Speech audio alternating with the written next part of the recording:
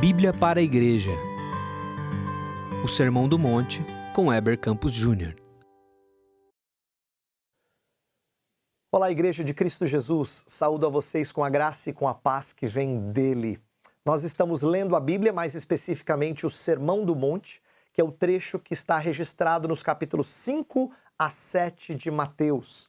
E eu quero convidar você a acompanhar a leitura que eu vou fazer do capítulo 5, versos 1 a 6. Eu vou, neste episódio, explicar apenas os versos 3 a 6, porque nós já tivemos um episódio sobre os primeiros dois versos, mas agora nós vamos ler o texto do início até o verso 6. Diz assim a palavra do Senhor. Vendo Jesus as multidões, subiu ao monte e, como se assentasse, aproximaram-se os seus discípulos e ele passou a ensiná-los, dizendo: Bem-aventurados os humildes de espírito, porque deles é o reino dos céus. Bem-aventurados os que choram, porque serão consolados. Bem-aventurados os mansos, porque herdarão a terra. Bem-aventurados os que têm fome e sede de justiça, porque serão fartos. Esse é o início do Sermão do Monte, onde Jesus começa a expor o que é o estilo de vida que agrada ao Senhor. E é um estilo de vida bem diferente do que a gente está acostumado na sociedade. É nesse sentido que o Sermão do Monte é bem contracultural. Aqui Jesus vai propor um estilo de vida de pobreza, de mansidão, de choro e de fome. São características que não parecem agradar ninguém. Ninguém quer ser pobre, ninguém quer ficar com fome, ninguém quer ser alguém que chora de tristeza e que não é arrojado nesta vida. Então é nesse sentido que as primeiras 4 bem-aventuranças que a gente vai explicar hoje, elas são contraculturais. Elas são bem diferentes do estilo de vida que a sociedade louva e exalta. E tem mais uma coisa que eu quero dizer a vocês sobre essas bem-aventuranças, essas qualificações da vida cristã. É que elas não são naturais a você, elas não têm a ver com personalidade. Não estou falando aqui de alguém que chora porque é muito emotivo, ou é manso porque é quietinho, caladinho na dele. Não estamos falando de personalidade. Jesus Cristo está falando especificamente de características que são resultado de uma transformação de vida. Todas as bem-aventuranças são coisas que o Espírito de Deus produz em nós, antes do que uma característica puramente nossa, ou de personalidade com a qual a gente veio a este mundo, tá? Então guarde isso como sendo características espirituais. Pois bem, eu quero explicar agora uma a uma das 4 primeiras bem-aventuranças. Vamos começar com o verso 3, que diz assim: Bem-aventurados os humildes de espírito, porque deles é o reino dos céus. Qual é a ideia aqui de ser humilde de espírito? Humilde aqui é a palavra que traduz para pobre. Mas não pense que humildade aqui é apenas dizer ter pouco dinheiro. Às vezes a gente usa a palavra humildade nesse sentido e não é o sentido de Jesus, né? Quando a gente fala assim, o fulano é meio humilde, não é? Não é disso que Jesus está tratando. Ele está tratando especificamente de uma pobreza de espírito. E a palavra pobreza aqui é de ser paupérrimo, é ser alguém que é um mendicante, um mendigo, alguém que reconheceu a sua bancarrota. Então, o que Jesus está dizendo na primeira bem-aventurança? Que feliz, que bem-sucedido é o falido. Como é que é? Exatamente isso. Jesus está dizendo que bem-sucedido, a palavra bem-aventurado pode ser traduzida também por bem-sucedido. Bem-sucedido é aquele que é falido espiritualmente. Porque Jesus está ensinando que a vida cristã agradável a Deus é aquela que reconhece a sua bancarrota e a sua necessidade de Deus para ser rico espiritualmente falando. E é isso que é a bem-aventurança. O final do verso 3 vai dizer, porque deles é o reino dos céus. Quando você perde tudo por causa de Cristo, então você ganha tudo, porque Ele é o nosso tesouro. A parábola do tesouro encontrado na terra ou da pérola de grande valor ilustram isso. Você perde tudo, você vende tudo para você ter aquilo que vale mais. Então a primeira bem-aventurança é reconheça a sua falência espiritual, porque o Senhor Deus vai fazer você rico nele. A segunda bem-aventurança fala no verso 4, bem-aventurados os que choram, porque serão consolados. E esse choro não é um choro de boas emoções, não é chorar de alegria, não tem nada a ver com isso. O choro aqui é de lamento mesmo, é de coisa que entristece. Mas há um choro que é santo, que agrada ao Senhor. E esse choro não tem a ver com perder parentes ou lamentar as coisas que ímpios também lamentam.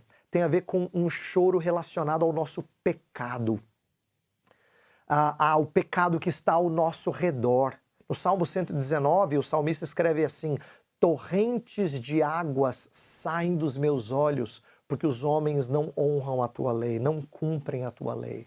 Esse é o choro agradável a Deus. Então, bem-aventurado o que chora significa feliz é o que chora de tristeza. Mais um exemplo de aparente contradição. Mas esse paradoxo está querendo dizer assim, a sua felicidade é encontrada quando você confessa os seus pecados, porque o Senhor Deus promete consolar você. Ele consola não só perdoando você, mas ele consola purificando você. A terceira bem-aventurança, do verso 5, está assim: bem-aventurados os mansos, porque herdarão a terra. A ideia de ser manso é de ter o seu espírito controlado. Como eu já mencionei antes, manso não tem a ver com ser uma pessoa quietinha.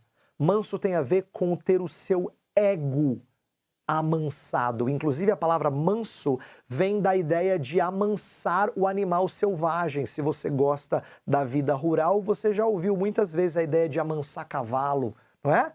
Então é isso que está dizendo aqui, é amansar o nosso eu. Bem-aventurado é aquele cujo eu é subjugado ao senhorio de Cristo. Olha que bonito.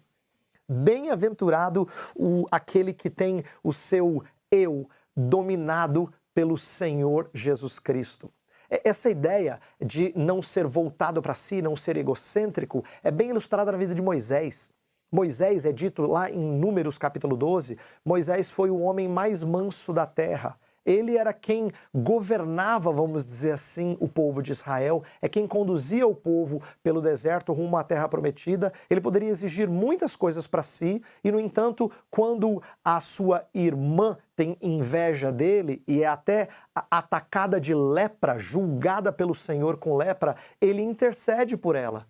Porque ele é um homem que não pensa na sua própria reputação, mas no cuidado do povo. É por isso que ele é um homem manso, porque ele não pensa em si antes do que no outro.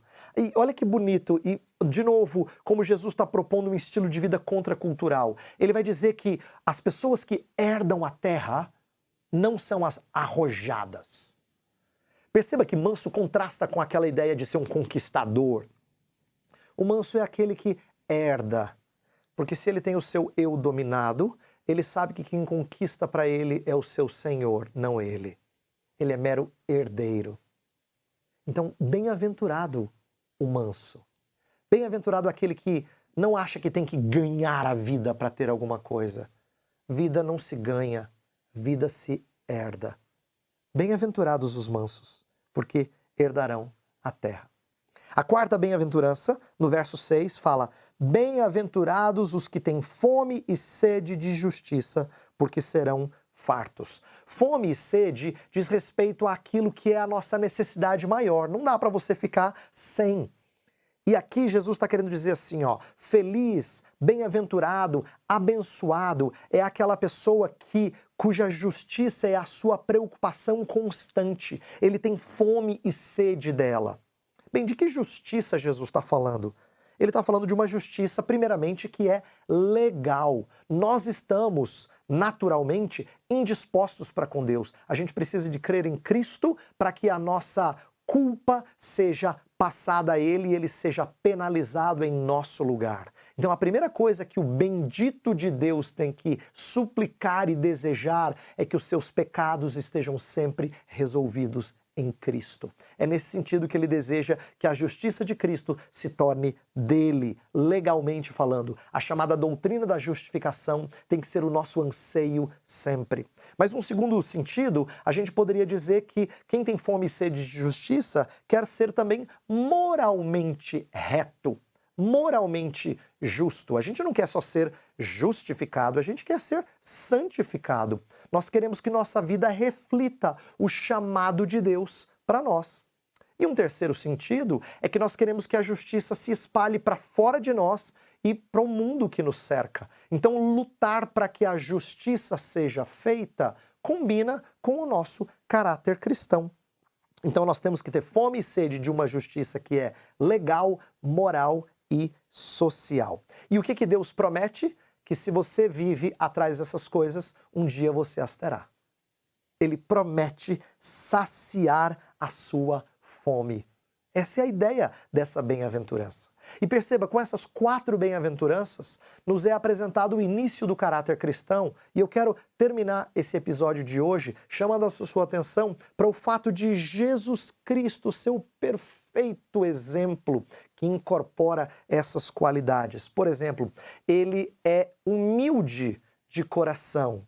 Ele se mostrou humilde quando ele deixou a sua posição gloriosa e assumiu forma de servo para ser obediente até a morte de cruz em seu lugar. Então perceba que ele incorpora a humildade de espírito. Ele também chorou pelos pecados de Jerusalém. Você lembra? Nosso Salvador é um homem de dores, mas ele não era só um homem de dores que chorava pelo que ele sofria. Nós temos momentos em que ele chora pelos efeitos do pecado, como no caso da vida de Lázaro, né? Havia perdido a sua vida e ele percebe a tristeza das irmãs e ele chora com elas. Ele também chora por causa do pecado de Jerusalém. Ele fala: Jerusalém, Jerusalém, quantas vezes eu quis ajuntar você como a galinha faz com seus filhotinhos. Veja, Jesus Cristo chora por causa do pecado que lhe cerca. Embora ele não tenha pecado, ele chora por causa de pecado. Ele também era manso.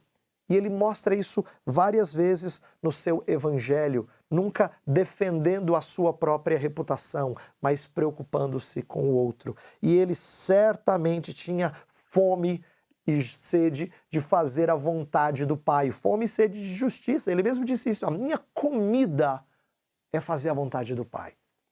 Então, quando Jesus apresenta nessas 4 primeiras bem-aventuranças o caráter cristão, ele não está falando outra coisa que não o seu próprio caráter. Ele está ensinando para a gente que segui-lo nesse estilo de vida é ter satisfação, é ser bendito de Deus, é ser feliz no Senhor. Essa é a minha oração na sua vida, que Deus te faça feliz ao seguir os passos do seu Mestre.